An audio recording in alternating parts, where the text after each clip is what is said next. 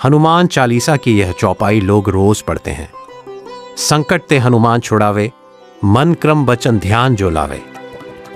लेकिन ज्यादातर लोग समझते हैं कि इसका मतलब सिर्फ इतना है कि हनुमान जी मुसीबत दूर कर देंगे।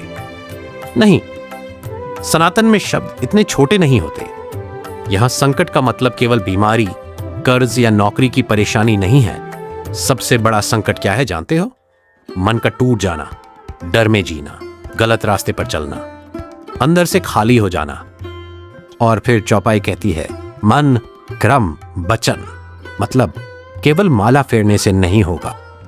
मन से आपके विचार कैसे हैं? हर समय ईर्ष्या, क्रोध, डर। और फिर कहते हैं हनुमान जी बचा लो। हनुमान वहां आते हैं जहां मन साफ होने की कोशिश करता है। क्रम से अर्थात कर्म से। अगर आदमी धोखा भी दे, आलस भी करे, कर्तव्य भी छोड़ दे और फिर बोले हनुमान जी संकट दूर करो, तो यह भक्ति नहीं, सौदा है। हनुमान जी राम भक्त थे। राम का अर्थ है मर्यादा। जहां कर्म ठीक नहीं वहां कृपा टिकती नहीं। वचन से आपकी वाणी कैसी है? घर में कटु शब्द, दूसरों का अपमान, झूठ, व्यंग्य, फिर मंदिर जाकर चालीसा। सनातन में शब्दों को भी कर्म माना गया है। हनुमान जी की वाणी देखो, शक्ति भी थी पर विनम्रता भी थी। और फिर आता है सबसे गहरा शब्द, ध्यान जो लावे। ध्यान का मतलब केवल आंख बंद करना नहीं।